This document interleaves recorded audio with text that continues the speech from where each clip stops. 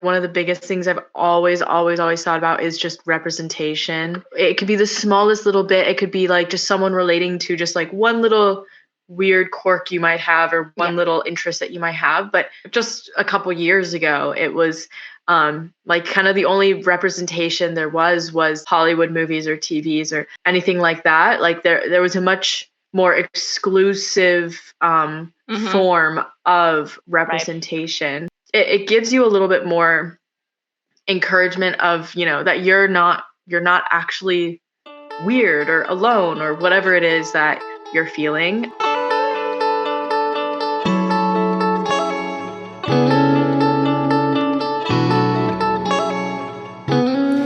Hello. My name is Annemarie, and you are listening to the podcast Business on the Brain, in short, Biz on the Brain, where I discuss how to realign life and business so you can show up authentically and unapologetically as yourself to preserve your energy, to attract the right kind of people, and to live life and business in the fullest way possible because you deserve it. And if you are on the path of finding more alignment in your life, of looking at your shadows, looking at your blocks, working on your inner child, on your healing, self-development, like whatever spiritual, worldly journey you are on and you want to level up and you really seeking out that transformation and you're actively working on all of that and you like deep discussions about anything and everything, then this podcast is for you. And in this episode, I am talking with Katie, who is KTX Socials on TikTok, and she just in the shortest amount of time has become quite the sensation, talking about how she's not niching down and exactly that attracts the right kind of people, because she really is just showing up as herself in all of her daily thoughts and thinkings that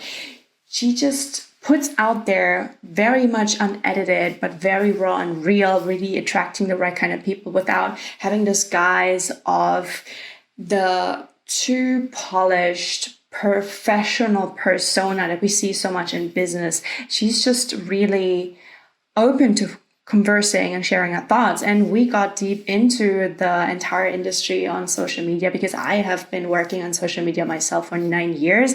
I have a lot of pet peeves when it comes to companies trying to jump on the track of UGC, content creation, influencer marketing, whatever the current trends or wordings or focus points are.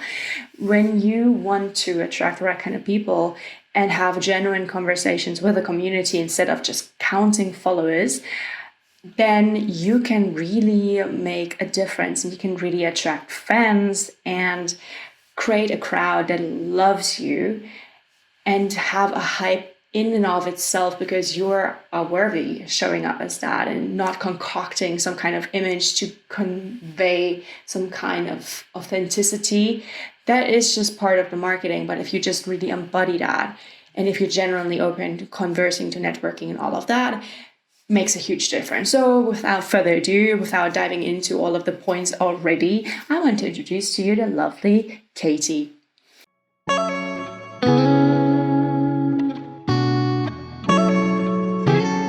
So hey Katie, how are you doing?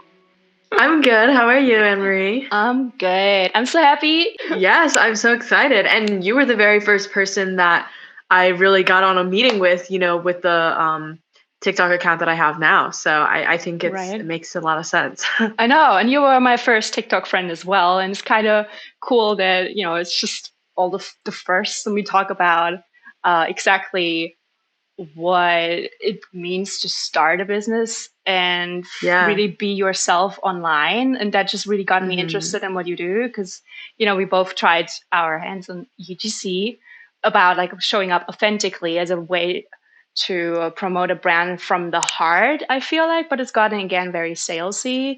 So I love that you also did like a shift more towards consulting and helping brands see how they can show up like authentically and real to actually stand out naturally, as opposed to like faking it or just hiring a person out to be a face. If they don't even know what they're representing, like you can hire all the faces, but it can still feel like a shell of a product or company if you don't know what you actually need, what you do, how you connect with a community. Exactly. Right. So how did you start to find your way into what you're doing now? Because you're still trying to figure out your way, but you're so open and sharing that online. and Mm-hmm. getting people on board, and you're building a community like so fast, like you grow like a couple thousands overnight. It's impressive. Thank you. Yeah, wow, that's a really great question because I guess like even when we talked back, I guess now it's December, so it's been like 5 months or something maybe since we Right? talked um in person. But like within these 5 months, I always knew I wanted a TikTok account. I always knew that was going to be part of how I grow my business, and I always, always, always wanted to really build a community. Mm-hmm. Um, and in my head, the idea was always like, okay, like why don't I build it like publicly, right? Um, how do I share what I'm going through like with everybody? But of course, naturally, when you first start, you're not, at least for me, I wasn't that comfortable with like, sharing, like you're not very comfortable in the camera. It takes a lot of practice. So Mm-hmm. it definitely didn't start that way. And I kind of forgot about that idea. Like I definitely just made the TikTok accounts as many other people do, with just like strategy tips or like different like bits of information here and there on whether it was UGC or TikTok marketing or whatever it was. And then it just so happened that the one video I made spontaneously that actually had to do with my journey and actually had to do with like me building everything, that video was the one that started doing like better than all of my other ones. And that's when I started pivoting into that direction. And then I realized, like I reflected back and I was like, wait a minute, that was my idea in the first place. Like I guess it did work out. Mm-hmm. So now luckily I have this great blend of like, I want to give you as much value as possible, but in a way where you're coming along in a journey with me and we can do this together. And it's really like building a community. So that's kind of how I thought about it. But it totally just kind of worked out for me. Yeah. Mm-hmm. Yeah, I love that because usually the advice just like talk, like when you're a writer, for instance, the typical advice is like write what you know. And I think a lot of Hmm. people in business, you always feel like you're kind of an imposter because you have to pose yourself as this expert to be like taken seriously. Yeah. But at the same time, like what if you are just like one step ahead of your client and you also grow? Like Yes. naturally, you cannot be stagnant. Like otherwise, you don't really are a good. You're not a good business owner and you don't really grow. So you're always some steps ahead, but also you're growing. So might as well take people on the journey and be open and authentic about it so people can actually connect with you as a person. Hmm. Because ultimately, that's why people work with other people. And that's why they hire like coaches, because you have so much choice and so much expertise out there. You could pick Yes, random people, but absolutely. what picks them, what sets them apart really is that they are themselves. They have their own failures to share and all of success stories and things that work for them, and the vibe. Because that's why I love video so much, because I've seen coaches pages and I'm like, they look so cool. They look like they know what they're doing. I love their vibe. I Hmm. love the photos. I love the copy. And then I jump on a trial call and I'm like, ooh, something's off. And it doesn't mean that they're Hmm. not good. It just means it's not the right fit. Like maybe, Hmm. for instance, for me, people sometimes are off put by me talking very fast, or like having random ideas, or just like not even looking them in the eye and stuff like that. I'm like, hello, I have ADHD. That's what I do. And if they're like, no, you have to change yourself for me, because that's what I've been told Right. my entire life. And now that I have my diagnosis, I'm like, no, absolutely not. I'm going to show up as myself. I'm still trying to figure out how that is, but I need that grace and I extend it to you. But maybe it's not a good fit, and that's okay. So you've got choice, you can go somewhere else. And I think that's just fair. And I think that's what a lot of brands kind of fail to see, that they need to connect with actual people and don't see them as cash cows and just like replicate the same content on all the platforms and see whatever sticks without actually knowing why it sticks or how they can Hmm. tailor it to the actual people. So they start a discussion, listen to them, and like actually get people on board. And that's how you build a brand loyalty and fan base. And if you're a small business owner, then that's how you should go about it, right? To build people, even if you're small, you can still have an impact. You don't have to be big to start seeing that you're worth it. Because I think that's also part of it, like the fear of being seen, definitely for me, just like being in front of the camera, like, ooh, am I enough to talk about this? Who am I to do this? And I think it's very vulnerable and very real. That's why people gravitate to that. Absolutely. Absolutely. No, I agree with you. What you said really stuck out to me about just like, you're being a couple, being a little bit ahead. Like that was one thing I learned before I even started creating content, but something that definitely encouraged me when I didn't think I was knowledgeable or, like experienced enough to be creating anything was this line. I don't remember where I heard it from, but someone was like, you are always an expert to somebody else. Right. And that really stuck out to me because it's so true, even if you're young, right? So Yeah. I was a freshman in college when I heard that, and I'm like, yeah, you're right. Like there's plenty of people just 1 or 2 years younger than me who would love to hear my insight on things, maybe on like applying to college or something like that, or graduating high school. So you're always one step ahead, even if you feel like you're behind. So that was kind of how I approached it when I started sharing my business journey, because it's not like I'm that ahead of anyone. It's not like I've accomplished, so much more and it's super impressive. But there are people out there that haven't even started. They want to, they haven't even started, and those people can learn a lot from someone like me who has just started, but has at least taken that initial leap. That's true. And it's also actually an advantage. So if you are so far ahead, then there is this huge discrepancy. You are not even in the mindset anymore. You've leveled up so many times. It's like a memory at this point. So you don't relate as much anymore, or you're just not vibing in that environment anymore. And you want to like reach other people. You like outgrown them. So why would you still serve them? And so it just doesn't feel genuine and uh, comes from a place of like, I genuinely want to help you, but like, I don't relate to this anymore. I've grown as a person, I've grown as a business. So if you're like a couple steps ahead, you can still relate from a fresh perspective and like more eye level sort of way. I'm just like, when you are at university and you like volunteer in some groups to help others. For instance, I was at university helping international students in a volunteering organization who came to the university without any sort of program like Erasmus, like in the EU. We have like programs to help other EU countries come and have a look and study for a semester. But we have international students who just come to a regular university, but they just happen to be foreign. And so everything is new and scary and it's so convoluted. Germany has a lot of bureaucracy. It's annoying to Germans. It's scary to, if you don't even speak the language like fully, and then you have all of these new things, to figure out, and that on top. So I volunteered with that, and it really helped that I just gotten back from my semester abroad, and I kind of realized how to help them, because before that I had no idea. I thought I knew how it might feel to be foreign. Well, I didn't experience it, so what did I actually know, right? So so you're always just a little bit ahead, and then you can feel people much better. Yeah. Exactly. It's a better you're more likely to resonate with someone and it shows you, it really just exposes you to that like next level. Like when you look at let's say like, a pop, like let's say you want to sing and you're idolizing a pop singer that already sells out every single stadium. Right.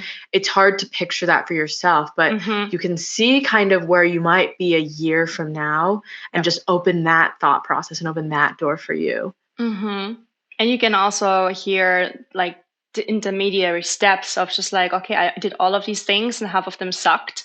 Because when you see like someone who's made it, you just see the end product at this very moment, but you don't see the way they got to this point unless you follow them religiously, but then they might not have shared all of the failures.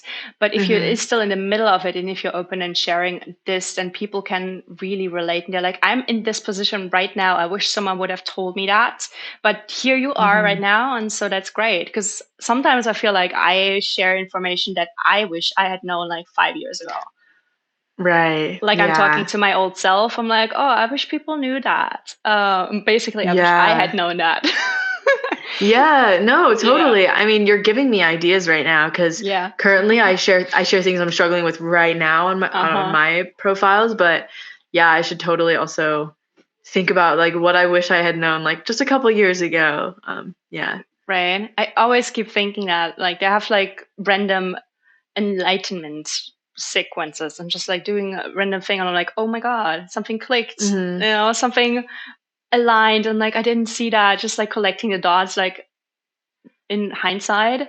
It's just so funny and just so nice. And like, or when you realize you were so against trying something. Like I remember when I started out, I felt like I had to be on all the social platforms and I had to be on like 24/7. And I remember when I started, I was in Australia doing like back-to-back tours and working for two companies.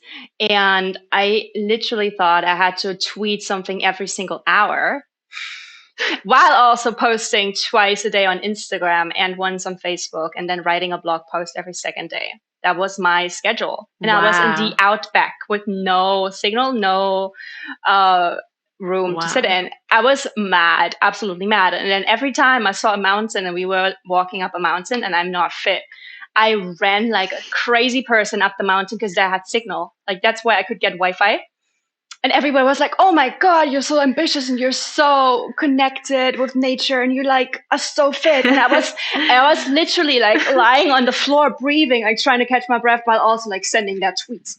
I was like, oh. And I was like, that is stupid, so stupid, but I thought that's what I had to do. And I wish I would have just like shook me. I'm like, you don't need all of that, that's nonsense and that's mental and that's really bad for your health. That's Just funny. Yeah. and I do things in the extreme sometimes, and I think that shows people how ridiculous it is when I talk about it. But like, it's very real. Like, I didn't make that up. But because I went through that, I want to share stuff like that to make people see, okay, A, I can be weird because she's weird, and B, yeah, that doesn't sound smart. And then I can give you my tips on like, you know what, you could have scheduled all of that out, or you don't even have to do it. Like if you look at your statistics, when are people actually active? And then maybe you just join a chat once a week and that's that. Like you optimize it. I really like the lazy approach to business where it's just efficient, right? So you don't have to use all of your energy all the time. This hustle culture is awful. Yeah. Yeah, no, I mean, ultimately I agree with you. Like one of the biggest things I've always, always, always thought about is just representation. And it doesn't matter. Like it could be the smallest little bit. It could be like just someone relating to just like one little weird quirk you might have or one little interest that you might have. But representation is so like, I mean, what I love is that just a couple years ago, it was like kind of the only representation there was through maybe music or movies or like, Hollywood movies or TVs or anything like that. Like there was a much like more exclusive form of representation. Right. But now you can find that anywhere. You can find that online through anyone who posts things from their iPhone camera roll. And it can operate as some sort of just, I guess, validation for you, or just like it gives you a little bit more encouragement of, that you're not actually weird or alone or whatever it is that you're feeling. And that like I just love how like online, like social media communities can really bring together, like truly bring together people that would not have met in real life. And maybe if they had met in real life, they wouldn't have kind of exposed those parts of themselves to each other. Yes, exactly that. I feel like that is one of the most important gifts that social media has, and it has a bad rap, and it's got not like you have to use it with caution, right? It can be very detrimental, but it's so rewarding when you find your people, and you grew up in like some town and you didn't really feel like you belonged, and you had to like bend over backwards to change who you are because you weren't accepted, or people didn't had an idea of who you're supposed to be and it didn't fit, so you tried, and then you start to like work online, travel online, meet all of these people and connect on maybe that's why I love TikTok, because the algorithm is so specific. It really Yeah. kind of a diagnosis what you need, and you just happen to be on ADHD TikTok and you're like, wait, I got ADHD, let me get a diagnosis, and boom, suddenly I have a community of people who talk about that, and I feel heard for the first time, and I feel like, oh, I'm not actually broken. It's not that I have depression, it's just that I'm sad that I have to be masking. And it's just so you have all of these people and you can exchange certain things, and you're like, oh no, I want to talk about something else than ADHD. Maybe I want to talk about elephants, whatever. And then you find people who just talk about elephants all the time.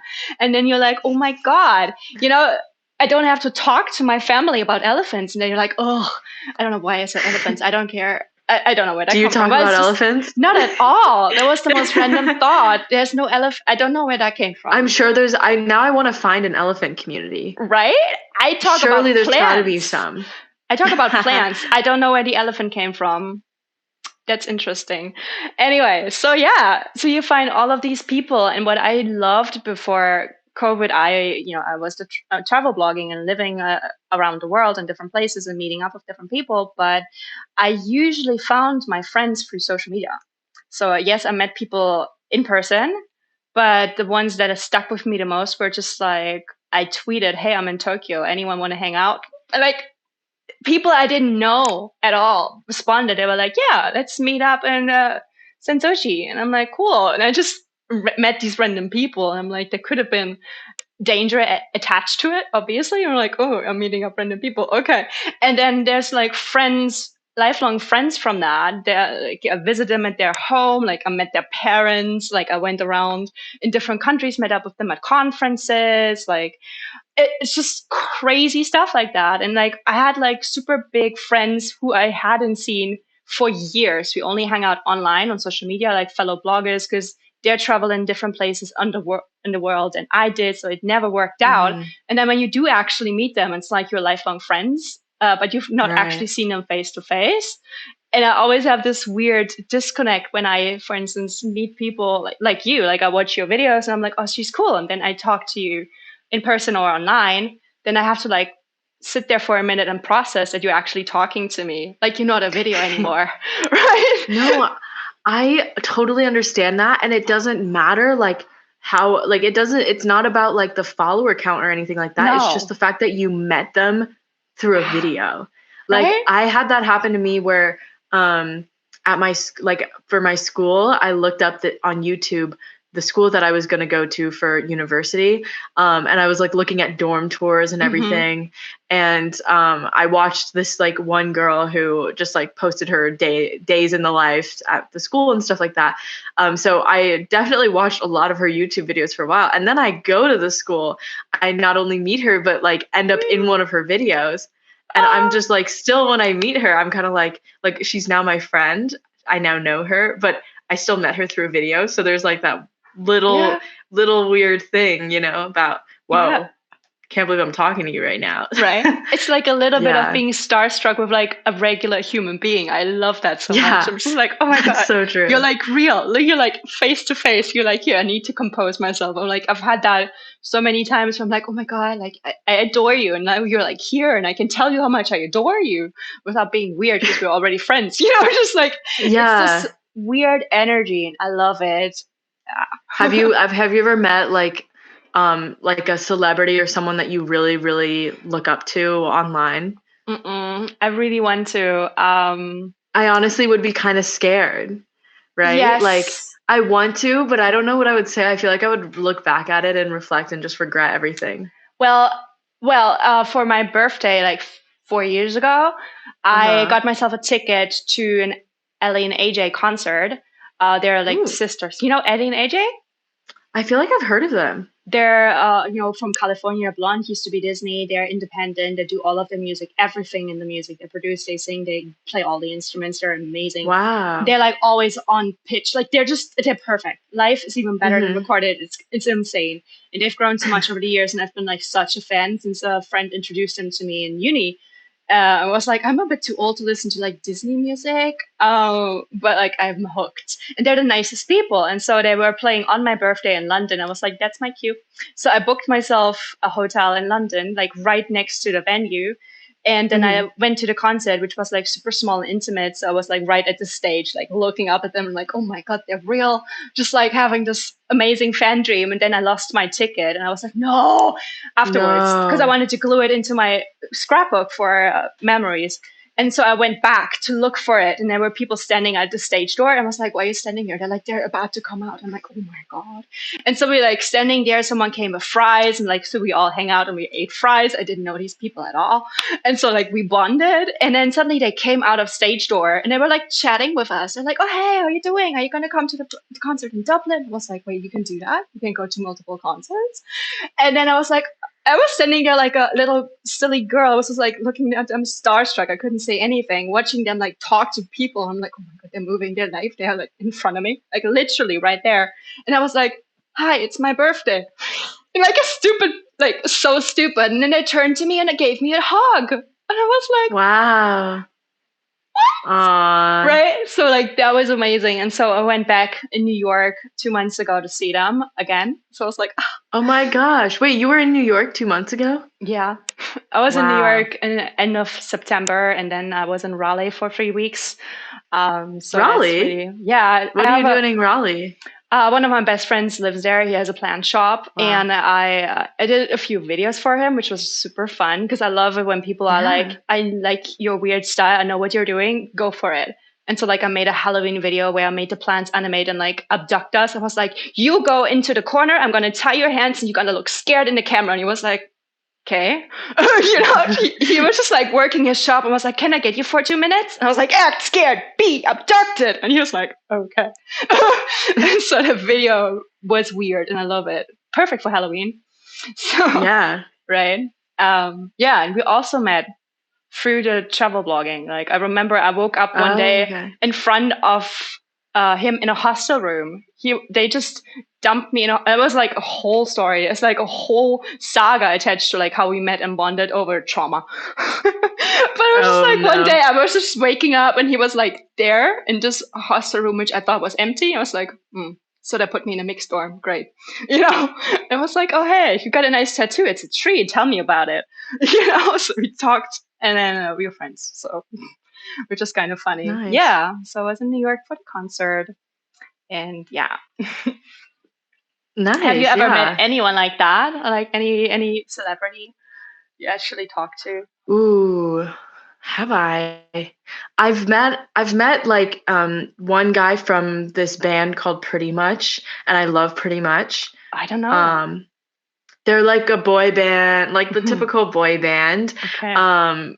But yeah, I just went to one of their concerts and I just like was there when they all came out and stuff. So I just talked to one very briefly, but honestly, I'm trying to remember. I don't think I have really spoken to anyone that I super look up to. Actually, I have a funny story that's kind of related to traveling. Okay. So I don't know if you know, but I went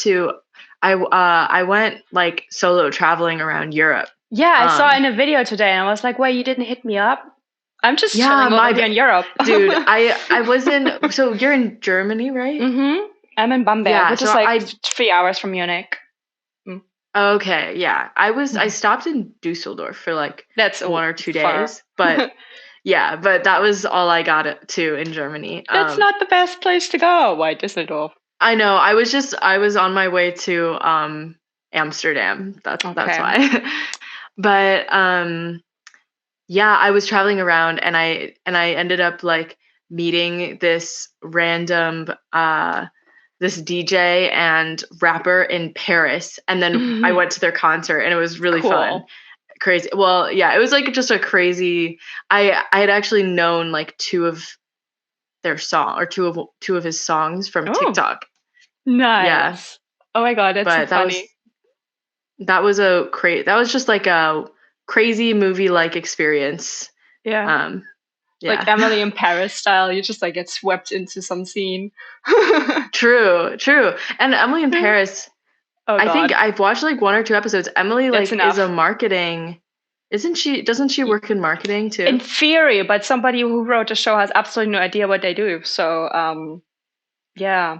So she's written to be that, but it's just not even a parody. It's just a ridiculous. Let's not talk about that. I can Interesting. hate on this show so much. I watch it, and I don't know why. Every time I watch it, I'm just like, why do you do this to yourself? Everything is offensive. It's so bad. It's so bad. But it's entertaining, so I'm like torn. I don't know how to feel about the next season coming out. I'm like, do I watch it? Probably. Why? You know? So you don't like the show? No, it's terrible. What But do I you? still. Okay. Oh, I Yeah, can. I've only watched I like could. 1 or 2 episodes, so I'm not Mm. sure. It's just so stereotypical in the worst way, you know, how they portray the French, how they portray the Americans, how they portray what people do in marketing, which is nothing. Basically, she just like takes the shitty photo, posts about it. Suddenly she has 1,000 followers and she's like famous. And you're like, that's not how this works at Mm-hmm. all. Also, no.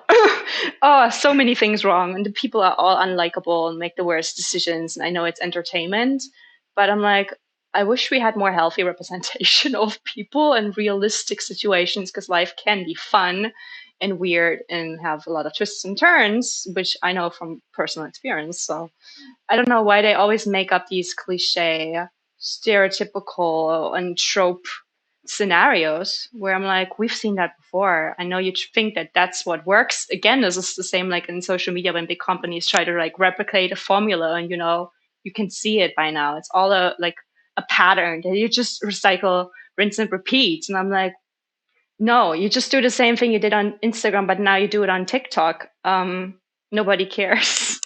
You know, and we've all grown. Mm-hmm. It's so fun to see the current generation be so woke and so self-reflective and calling out a lot of stuff and asking questions, which is so refreshing. And so when you see someone just completely blind to current realities and trends and Mm-hmm. horizons, you're just like, okay, you're like 5 years behind. Yeah. And then Yeah. I realize how old I am. I'm like, oh my God. No, I'm sure like my generation is probably just been forced to question everything at this Mm-hmm. point. I think we just grew Yeah. up with that. So, Yeah.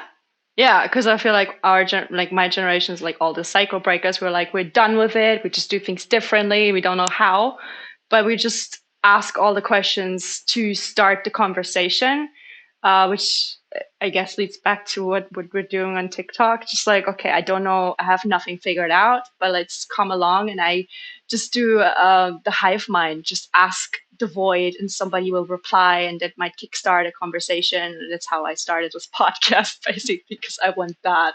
I love conversations exactly. like these, which is just improving your worldview and showing you different things. And that's what I love about travel.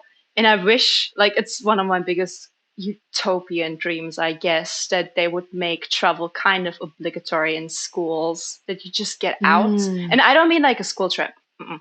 No, I mean, you Mm-hmm. actually get out like a sabbatical kind of, you know, like even Mm. if you do the backpacking year after school, I was always Yeah. the A-type student where I was like, I can't, this is too frivolous. Like, I have to go study. Like, what are they doing chilling in Australia? How dare they?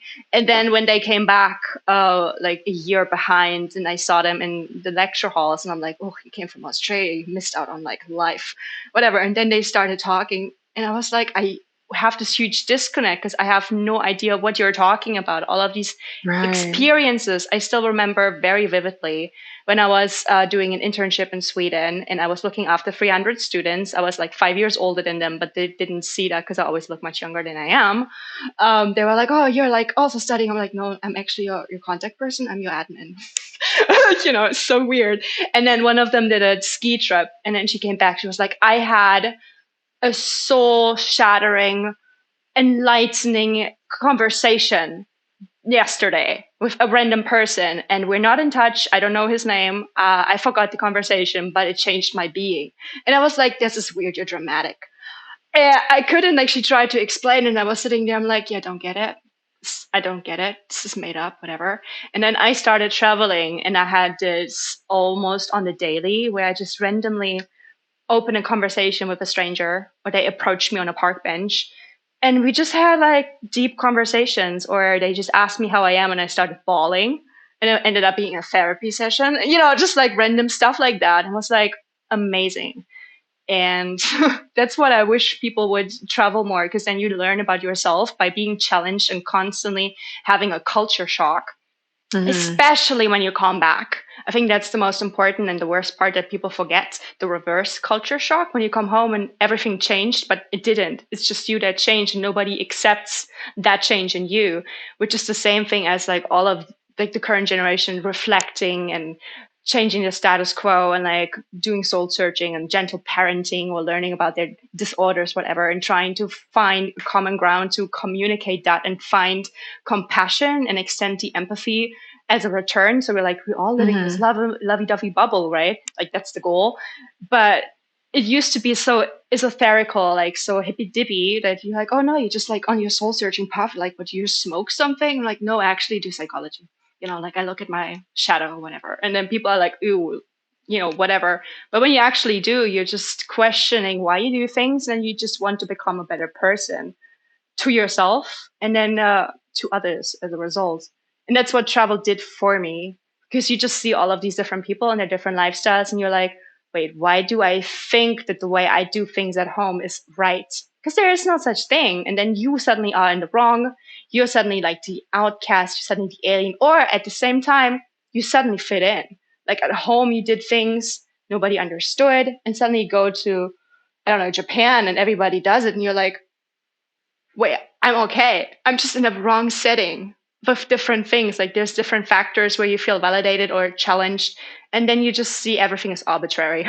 And you're like, well, I can actually do whatever the heck I want, and I can go any place I want. And I speak from a place of privilege for sure. But I think that's what TikTok is great for, like social media, where you can see all of these people share all of these things. And then you can see people from Africa, from some huts, sharing how they make certain pottery and sharing about their life and like what they do on the daily and educate people. There's this really cool TikTok account. I don't know if you've seen her. She gets people's super racist comments like, "Ooh, they have airplanes in Africa or something." Sometimes it's a parody, and then she Wow. just like sits in front of an airport. She's like, "No, we don't. We ride on a like Pegasus, and like then we ride a hippo, and like it has wings when you pray to like some god." Like she makes up stuff, and it's hilarious while showing that they have all of the things people think they don't have, which is racist and stupid and uninformed. But like this way, you can see other people around the world. If it's like a content creator, like in Bali or like in Singapore, like if it's someone living in poor conditions or a wealthy person, you can like pick and Mm-hmm. choose who you want to see. And it's the best way to actually learn about people. Through diversifying your accounts, you learn about other people's perspectives. We can always land in a bubble, right? So that's also a danger of TikTok, if you just end in your little bubble and then you don't see anything else. But it can be really, really enlightening. So yeah, that was a long talk. Yeah, no, I agree. I have 2 points on that. Like the Cool. first one, definitely like I'm currently on a year off of school, right? And I've only done 1 year of university. And I think for me that I ended up traveling for about 6 or 7 weeks. Mm-hmm. Um, and I didn't intend to. I didn't take off of school to travel. It just kind of was a spur of the moment decision. Mm-hmm. But I think for me at least, that was almost the most ideal time for me to put myself out of my bubble because um, if I had like I know a lot of people take gap years like Mm-hmm. before they go to school, so like but after high school or before college, Mm-hmm. which I think would have been great as well. But I almost got to go two steps because I go to college and I get out of my bubble there. I move out of my hometown. I meet so many people from all around the country and some even international. And so like I've already felt like, whoa, my life has just expanded. And then once I'm aware of what that's like, now I go and take it one step further, put myself in a different situation, and like my perspectives, I feel like just got so much more enhanced from that too. So I don't know what it's going to feel like to go back to school, but definitely I think in the middle was almost an ideal time, at least for my personal changing of perspectives. And then the second thing I wanted to say was um, kind of when you were talking about like just having so many conversations with random people, like bawling your eyes out therapy. I think there's just like a different, like, I think your heart, not you, just in general, me too, like your heart is just so much more open when Mm-hmm. you're traveling because Mm-hmm. you're already out there. You've already Yeah. made that one big step. And so just striking up a conversation no longer feels intimidating. Mm-hmm. Additionally to that, though, it's like you're also not in the place where you know people around you, so that you don't have a community, but that means you're also free of Yeah. any judgment from your community. Yeah. So like the way I thought about it for me was when I was like in London, I literally struck up a conversation with a random guy at the bus stop, like a Mm-hmm. random person at the bus stop. And we ended up becoming friends and we're still in touch. Like Oh. that would not happen in my city because Mm-hmm. I'm not open to it. Like it's not because of the city, it's because of my heart and where I'm at. So Yeah. I think that's what's so beautiful about traveling is just the like different um, mindset that you are putting yourself in, and Yes. all the beautiful things that can come with that, just like trusting in it. Mm-hmm. And maybe it can be a little scary, like sometimes that's probably not the best idea Mm-hmm. to become friends with someone at the bus stop, Mm-hmm. but when it works out, it's really beautiful. Exactly. And I think that ties in with listening to your intuition, which is what I wanted this podcast to be about. Because Yeah. ultimately, what it helped me and what I see is that because you're open, you're in this situation where you can't overthink because you have to be more reactive because you're in a strange environment. So you're like a bit more hyper vigilant, especially if you're a solo female traveler, but you're also more open Right. because, yeah, you did already do that step, or you're like, you need something, you have nobody to fall back on. You only have yourself. And so I got into a lot of difficult situations and I was like, I can sit here and cry, which I did, but I can also get up and like fix it because I don't want to be Mhm. stranded in a park like at night. I'd rather go find a place, even if the entire town is booked out. I'll find a way, and I did. And then I had like random people show up and help me carry my stuff so I can make it before closing time. I was like mad, but there's always something when you're open to it. You're like, it will work out because it has to work out, and then you share your Mhm. woes with random people because you have nobody else to share it to. Then you realize that people are good, and then you realize that you can trust yourself to know which one to turn to, because at home you have a certain set of people and then you want them to be a stand-in for all the things you need, and they're just not capable, or it's not fair to them to do that. And then when you travel, you hone this kind of instinct where you're like, okay, this person is dodgy, or this person feels safe, or maybe I shouldn't go, maybe something will happen. And if you actually listen to it, I've had stories where people did listen to it and then they avoided a terrible accident. And I had people who would just like, I remember that one time in Dublin, I visited my friend and we were walking at night with her roommate who was from Dublin. And he was like, so it's 10 p.m. I got to go home because the streets right now are not safe anymore. So I got to go home quick. And then one of the guys was laughing, was like, haha, don't be so sensitive. And he was like, well, I'm going to go home. I don't care what you guys do. I'm going to go, because we were living in not a good area, apparently. And he was like, whatever you do, don't go through that park. And I was like, so what? Why? And he's like, drugs and needles. I'm like, okay, got it. And then he just went home. And then on the way back, I was like hyper vigilant, working really fast because we had to walk like an hour. And then we had to split from the group, like different people. And this guy was walking with someone else, and he was just laughing about like, why would you be scared? Like, like, he's a man, whatever. And then just as he split from his friend and walked into the door, someone knocked him over the head and like punched him to a pulp and robbed him. Oh my He God. ended up in hospital and he was so traumatized. He flew out the next day because he was like, I can't stay here anymore. I'm so scared. And I was just like, wait, what? You just Oh laughed my about it. You gosh. just said goodbye to your friend like 100 meters ago. You were alone, just opening your door, and then you were robbed. I was like, that is a weird coincidence. Like, you just making fun of it. Like, I don't know. Sometimes these coincidences are so eerie. And I was just like, wow, okay, I'm going to listen to advice from locals, because I've gotten into near trouble where I was like walking through like some district in a town where I shouldn't have been, but I didn't ask anyone, so I didn't know. But I walked Like I stepped into a street and was like, oof, the energy's off. This is scary. And suddenly people were coming out of the homes. Everybody was looking at me. It was obviously a stranger. I was like, feels hostile. I'm not supposed to be here. And then I was just like, get the hell out of it. And I talked to people about it, and they were like, oh my God, you're happy that you are alive, because stuff happens to people like you in these districts, and you shouldn't be there after 5 p.m. And I'm like, how would I know?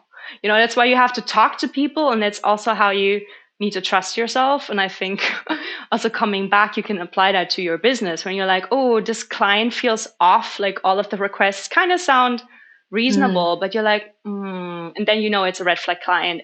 And down the road, even if you needed the money, sometimes it's like the worst lesson you could have had, but you chose to do it because you ignored your gut. Or like me with my ADHD, there's so many times where I really had this inner voice tell me, oh my God, please don't do this. Please don't listen to this advice. It's logical. It sounds very reasonable, but it doesn't work for you specifically. And I couldn't express why I had this resistance. It almost felt like somebody was like slamming a door inside of me, like, and I couldn't use my arms anymore. I was just like, ew, like it felt really like that. And I was pushing against it. And then it was a terrible decision. Like I booked a coach, and it just, everything was awful. It was wrong. It didn't work for me. And I thought it was just me. I was like, no, it just didn't work because I didn't listen to it.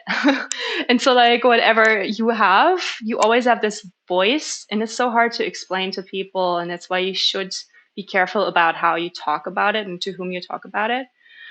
So that's pretty hard to be vulnerable with that, because you also open up criticism, and then you have people shower you with the noise, and then you drown in it. That's currently where I find myself in, where I'm like, where's the voice? Like, where did it go? Because I've been listening to so many people trying to find direction where I forgot to listen to myself. Also one reason why I started a podcast. So how do you deal with like self-doubt and losing your inner gut feeling or not tuning into it? Yeah, I mean, I totally resonate with what you're saying. Like, I think it's so easy to like, especially when you're online as well, to like kind of search for I guess like just nice comments, or like just like little pieces of validation or compliments or whatever it is. But like, you have to fill up your own cup. Like you have to really feel strong in what you're doing, and regardless of the attention or feedback or anything else that might come your way. And so like, it's like, if you were doing the same thing and no one was watching, you know what I mean? Like, would you still do it? So I think that's, I don't have a good answer for you. I guess I'm still figuring out how to overcome that self-doubt, but it's definitely something I've been thinking about in terms of like, how do I just be satisfied with who I am and what I'm doing, regardless of any sort of external like responses. It's true. Because it's so hard, because like when you get the validation or some video goes viral, you want to replicate that because you're like riding on the dopamine wave. You're like, oh my God, give me more of that. And then you just start to fall into this trap of like, yes, that was my original intention and that spoke from the heart. But now I'm being a bit more mindless about it. I'm just regurgitating this content, and while it's still my voice, it doesn't feel as authentic anymore, because it didn't come from the spur of the moment, or I didn't take the time to go deeper and analyze it from different perspectives, because I don't feel like it is the safe route to go to grow. That's why a lot of people niche down, right? So you have like a kind of security blanket to work with, because you know what you can tailor and what you can tweak, because you have the variables, you can look at the statistics, and then you can just replicate that and be on the safe side, and then grow like slowly instead of taking a risk. And that's also valid, of course, but I think if you just really want to find out what your like purpose is, if you want to go there, or like what you feel good in a moment, what nourishes you with your business and your soul, you do have to like step back and like, I don't know, meditate and reconnect with yourself, do shadow work. I don't know. There's so many ways to do that. Or just be mindful before you open social media. Like I saw a TikTok today where they basically said social media should be only consumed when you actually are health, like mentally, like prepared to be bombarded with all of the beautiful things, because we all know that everything's curated, that a lot of people don't share their worst moments, and nobody owes you anything anyway. So like when you scroll for all of these beautiful models, like people, beautiful dresses, beautiful Mm-hmm. everything on Instagram, it's inspiring until it isn't, and then you feel like the worst day, and then you feel like you don't compare to them, and logically you know that you shouldn't compare yourself, and you can't compare yourself, but you still do. And then you go down the spiral. Or like when you're sad and you just want to be distracted and you just start mindlessly scrolling. What's the point? It's just, like revenge bedtime procrastination, when you just like basically punish yourself, but you feel like you're taking back control, which is an illusion. But it's just like you need something, but you don't even ask yourself what that need is. What do you need? Maybe you just need a hug. Maybe you just want to call your best friend. Maybe you just actually need sleep. Right? Mm-hmm. But you're making the worst decisions because it's safe, it's easy, and it's what everybody does. So you feel like validated in that, shared misery in a way. I don't know. So I feel like mindfulness is important, and that's currently what I'm lacking, I guess, because I'm always flitting Yeah. about and like distracting myself, even though I know I should sit still for a moment. I find it so hard. Yeah, no, I think that you're totally right about like being intentional with what you're when you're consuming. Like Hmm. that's something I definitely need to work on. I mean, I Same. I don't get stuck too often on scrolling for hours on TikTok or anything, but I do. it definitely doesn't feel productive when I am. Like Mm. I definitely it's a procrastination tool. It's like habit. Um but the longer I scroll, the worse I feel. And on your point about like, what you really should be doing, it's kind of like sometimes like if I'm like not in a good mood or something, I'll be like scrolling through TikTok looking almost for the one or two videos that will either put me in a worse mood or lift me up and make me laugh. Like I'm Hmm. looking for those super hyper emotional videos that can just Yeah. make you cry in an instant and then you kind of forget about it 10 minutes later. Like Hmm. that's kind of the consolation that I think at least me, but maybe some other people might be looking for when they're scrolling. If they're like doing it in an emotional state or Hmm. procrastinating or whatever they're doing. When in reality there's something deeper there. Like you probably should be just self-reflecting or Hmm. doing something a little bit better for you, or reaching out to a real person or something. So yeah, it's definitely something to be mindful. I don't even know how to fix it. Like Mm. like the funny thing is, for me, for example, I love YouTube. I used to love YouTube so much. Now I don't go on it as often, but Hmm. the Same. only time I binge watch YouTube videos is when I have something else to do urgently. Hmm. It's the only time I enjoy it. That's the problem, because if I like binge watch YouTube videos and then I'm like all of a sudden, all of the recommended videos just look so attractive to me. Like Hmm. I want to watch all of them. But if I tell myself, no, I'm not going to watch them until after I finish this project or finish whatever it is I need to do. Well, after I finish everything, I go back to YouTube and none of those videos look interesting to me anymore. Hmm. So, like, I don't even know if I enjoy TikTok when I'm completely free. Like, I don't know if that's something I would choose.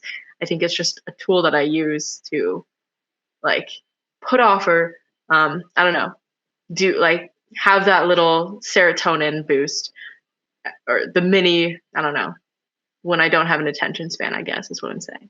And then to your point about niche down as well, I'm Hmm. on a mission, Anne-Marie. I'm on Yes, you an are. I'm on a mission to prove that you don't have to niche down. I don't think Hmm. there's anything wrong with niching down. I No. think people find great success niching down. I mean, maybe you might even grow faster. You'll probably get better brand deals because your audience will be very, very specific.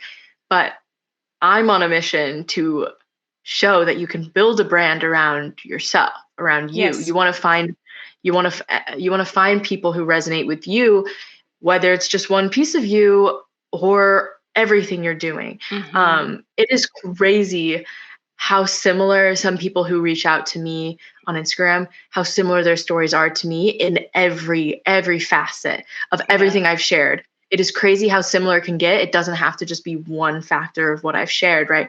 So I'm on a mission to show, I mean, because when you look at I think for a beginning creator or someone who wants to start, niching is very for some people, I've seen both reactions, because a lot of people that watch my videos about not niching down are like, oh my gosh, you're so bright, because I don't want to choose Right. one out of all of Everybody who my has interests. ADHD. Yeah, but at the same time, like, niching down is a safe bet. It's like what you were saying. It's like, okay, I know what I need to talk about. Like, I know where my boundaries are. I know this is what I'm doing this for. It's a little more focused, I suppose. But it's just it shows you a good place to start, because the whole, like, you could choose anything almost. But when you really look at the bigger creators, and I don't necessarily mean follower count, I mean community based, the ones with the most impact, the ones you can remember off the top of your head, the ones that could start like a movement, and people um would fall behind them or support them in it, as opposed to just be able to get the most views or be able to get the highest value brand deal. When I think of those people, I think of them as the niche. Like, I think of them being supported by people who really, really resonate with them as people. And I think that is ultimately a lot more impactful, and, since we were talking about representation earlier, also very representative. Someone made a comment on one of my TikToks today that I thought was really it was a really good way to put it. They said, yeah, if you open up a burrito restaurant, you are competing with all other burrito restaurants. But if you sell sushi burritos at your restaurant, then you become your very own restaurant, and you become a destination, right? Instead. So yeah, that's how I put it. But I definitely think niching down is a great strategy, but for the people who don't want to, that's the movement I'm trying to start. I love that, because ultimately your unique selling point is yourself. That is what sets you apart, and that's something nobody can replicate, because everything is already there. Like, there's nothing really new that's being invented, like in business. Yeah. It's just like fresh takes or Exactly. overhauls or questioning things.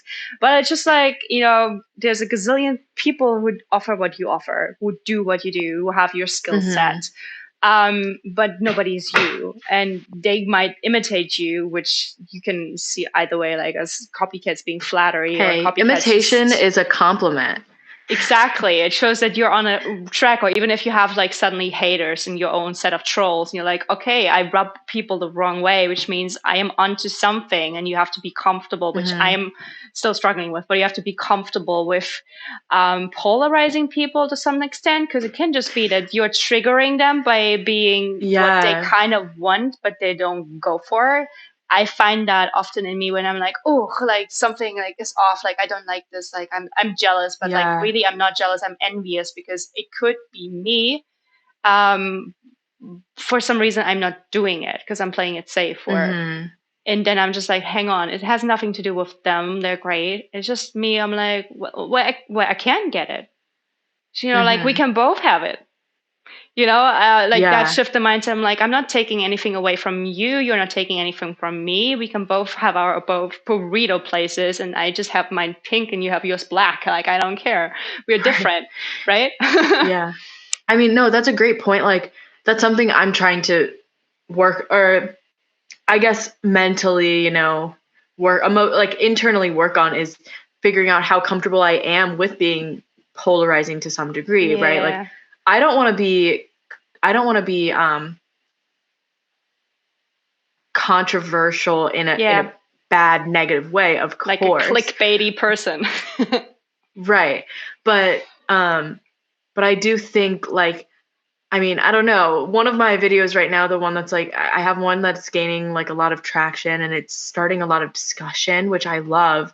And there's a lot of people disagreeing with it, which honestly, I also kind of love, because I'm like, at least I'm starting a discussion. At least, Yeah, there's some people that are like, dude, everything you're saying is absolutely right. And then there's some people that are like, I disagree with every single point. that's Great, valid. that's a discussion. We can talk about it. There's definitely no right answer, right? No. But how comfortable am I? Because I've been trying to stop myself from like responding to all of the comments, because at the end of the day, I'm not necessarily right. Like, you might be right for you, I'm right for me. Mm-hmm.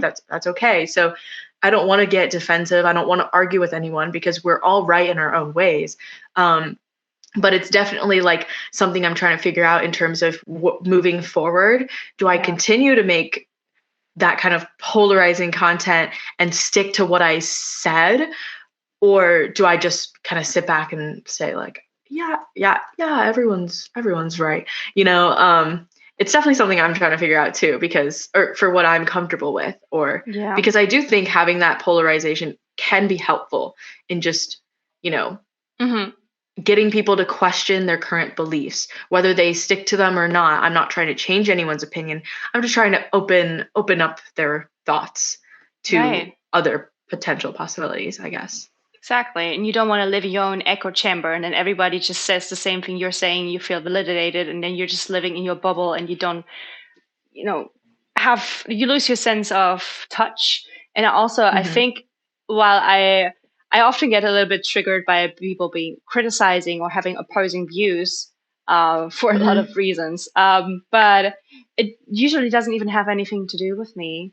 And basically, I feel like it's fine if you speak your truth while also being open. Like when you try to speak with integrity, not just to polarize for the sake of starting a discussion, but just generally opening up to people, and but generally also being open for people to respond to you, but also having the the capacity to know when you draw a boundary, when you draw the line where you're like, I'm not going to engage with this. This is not fruitful. You're just standing your line, which is valid, but like we're not having a discussion, and you don't owe anyone a discussion. You can like post something, but also, you can say something and then you can change your mind, or you can say something and then you learn something, or somebody points something out that you said, Mm-hmm. and then Exactly. maybe your intention was received differently. You always have the way to course correct, or to just stand up and say, sorry, I messed up, Mm-hmm. and let's have a discussion. And you're not starting like a YouTube crying video where you just fake apologize and you're just like, I'm sorry that you feel that way. Like, not that BS apology. Like when you genuinely show up, you're like, okay, these are all humans. I'm a human. I make mistakes, and I'm sharing openly my journey. And like, I'm gonna mess up all the time, but I'm here. But it's Yeah. just so much harder because suddenly you're in this huge online. Everybody can weigh in, and we've seen it so much with celebrities. They're suddenly no longer a person. They're just an entity, and then we project and we tear them down. And so like it's really scary to be online with the cancel culture as well, especially if you're a woman. It's so easy to be torn down for saying something, and then you're canceled, and like you have a troll army attacking you, and then your account is taken down because it apparently violates guidelines because everybody reported you and they just didn't like your face. It is difficult for sure. I don't know, I don't have a solution to that, but I feel like at the end of the day it is again your inner self, your intuition, your gut, where you're like, Mm-hmm. okay, I am reflecting on that. I am not proud of what I said or how I did this, or I could have said that better, or maybe let's give you more context. Let's talk about this, or let just maybe that's not even a topic I want to continue talking about. I changed. I want Mm-hmm. to focus on other things now. And you don't owe anyone anything. That's just really one of the hardest things I see. I'm just like, I want to respond to everybody. I want like everybody to like me, like people pleasing. And I've had a couple instances where I had like really mean trolls, and I thought I could like change their minds if I can just show them and like engage with them. But they, some people don't want to do that. They just want to trigger you, and they know what they're doing. And you're just like, block. I don't have time for that. I don't have to explain myself to you. My time and mental health is valuable. You need to know your own personal boundaries. And I think social Mm-hmm. media is really good at like watering them down. Yeah. Mm-hmm. You know. Yeah. Yeah. No, I totally agree with you. I think it's definitely like, I mean, um, I always kind of thought like, oh, I'm pretty immune to hate, I think, because I don't take the comments really seriously at all. I don't take it Good. personally. I mean, like, it they really don't know you as a person through a 1 minute video. And if they're going to argue with what you say, that's fine. I mean, I acknowledge maybe I didn't. And there's always going to be people that misinterpret your language, right? Yes. So many people have kind of misinterpreted what I meant out of what I was saying, but that's okay too. I maybe should clarify, but like other than that, it's okay. It's not like we're talking about super serious topics anyway. Yeah, we're not politicians with a script and like we have a media team behind us to tweak it. Like we're just people in real life situations. I think that's what people forget all the time. You're in conversation with someone in real life, and sometimes you're like, why did I say that? That's bullshit. But like at least it's not on the internet. But like now it's on the internet. Now you have to be super careful, and sometimes you censor yourself and then you dim yourself down to please everybody, but you never do. So it's hard to walk that line, I guess. Yeah, agreed. Yeah. So I don't know who has the answer to that. Like that is such a difficult topic. And I know some people are just, which I love, like so unapologetically themselves. And like, whatever, if I offend you, okay, we can talk about it like adults, but if you don't want to do that, if you want to be offended or like, I don't have the time to please everybody. And some people will misunderstand. I have other priorities. Like I'm actually like working with clients who value what I do. I don't have to speak to everybody and have to please everybody and help everybody in every scenario. Because like when you grow, suddenly you have people like messaging you wanting tips and tricks, and you already do that online. You usually already share a lot of things, so people think you're available and you're a source that they can tap into, and then they also get offended when you're like, look at this blog post, look at this video, and they go like, oh, I thought you can give me an answer, are you arrogant? And I'm like, no, I just don't have time. I don't have time to please everybody, because then I can give no value at all anymore. Then I'm spreading myself too thin. And I actually also think it's disrespectful to just demand something from someone and you don't actually want to pay. You already consumed so much of that. And like being a content creator is so time consuming, because it's much more than just seeing a 3-minute video. There's not just a 3-minute investment of their time. They have equipment, they have like a thought process, and maybe have a strategy going on. Maybe they recorded it 5 times. There's like so much going on, or like or even like the mental toll of showing up on video. Because I always say that when you just said something. Okay, sorry. I have to put that no away. worries. No, yeah, because where was I? I forgot. Shit, what did I just say? Yeah. Anyway, You were talking about like posting 5 times and stuff. Yeah. Yeah. So people don't see what it is that you do, and yeah, it's also disrespectful to like not value that and don't even want to pay them and like expect them to just perform for free. Because everything is so for free. Like you don't need to hire anyone. All of the information is online. We're like living in this age where everything is available.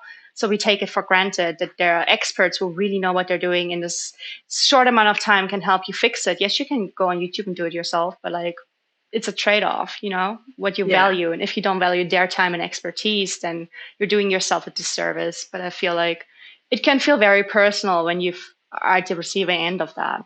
But I guess then also you need to listen to your gut. Going back to that.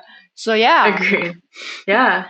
And I don't know if anybody who listens to this podcast or videos has any idea on this. I would love to have everybody weigh in on their perspective, on their journeys, on what they feel they would do in such situations and how they can cope with being polarizing as just being a human being who has an opinion and speaks it bravely online, or not even bravely, sometimes being safe is fine, but yeah, so just weigh in, everybody. And if you've got any more things to say, what do you want to add? Anything at the end? Where can people find you on TikTok? I mean, yeah, first of all, to anyone listening, I would love to hear all of your opinions on anything we said today, especially, I guess, well, actually just any of the topics, because definitely all open conversations. Yeah, in terms of where you can find me at KatieX Socials on TikTok and Instagram. I'm pretty much just active there. would love to talk with anyone, or hit me up if you're wanting to strike up a conversation. And connect Yeah. and learn how to Connect. master your soul on social media and like be authentic. Let's find your authentic voice. Exactly. That's my goal right now. Yeah. I love that. That is an amazing goal. I think we could use more of that. So thank you so much for being on this podcast. Thank you so much for having me. It was an honor. Thank you so much for joining in this episode. I hope you liked it. If you want to join me or Katie on social media, you can find all of the links down below in the show notes, and you can just say hi, slide into the DMs, leave lots of lovely comments, and maybe you have some questions or feedback, or you want to be on this very podcast. Let me know, let Katie know, say hi to her, and I would love to see you in the next episode. Until then, bye bye, have a fabulous day.